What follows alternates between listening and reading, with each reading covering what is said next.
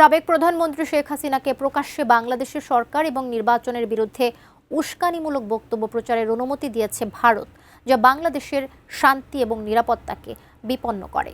শুক্রবার দিল্লিতে সংবাদ সম্মেলনে শেখ হাসিনার অডিও বক্তব্য প্রচারের প্রতিক্রিয়া জানিয়ে এভাবেই বিবৃতি দিয়েছে বাংলাদেশ।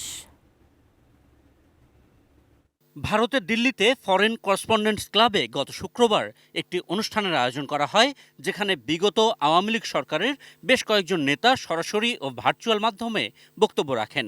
সেখানে ভারতে পালিয়ে থাকা বাংলাদেশের সাবেক প্রধানমন্ত্রী শেখ হাসিনার একটি অডিও বার্তা প্রচার করা হয়।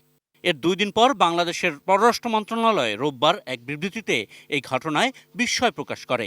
বিবৃতিতে বলা হয়, আন্তর্জাতিক অপরাধ ট্রাইব্যুনালে দণ্ডিত শেখ হাসিনাকে ভারত ফেরত না দেয়ায় বাংলাদেশ হতবাক। একই সঙ্গে তাকে এভাবে বক্তব্য প্রচারের অনুমতি দেয়ায় বাংলাদেশের গণতান্ত্রিক যাত্রা, শান্তি ও নিরাপত্তা বিঘ্নিত হয়। বাছাইকৃত লাল সরিষার দানা থেকে অত্যাধুনিক কোল্ড প্রেস মেশিনে তৈরি হয় প্রাণ সরিষার তেল, আসল ঝাঁঝে আসল স্বাদে। শেখ হাসিনাকে গণহত্যাকারী বলে উল্লেখ করে বিবৃতিতে বলা হয়, দিল্লির এমন আচরণ সুপ্রতিবেশী সুলভ ও অন্য দেশের সার্বভৌমত্বের প্রতি শ্রদ্ধাশীল নয় এবং বাংলাদেশের প্রতি অবমাননাকর। ভারতের অবস্থান দুদেশের সম্পর্কের ভবিষ্যৎকে বিপদে ফেলবে বলেও সতর্ক করা হয়। আশিকুর রহমান অপু, এটি নিউজ, ঢাকা।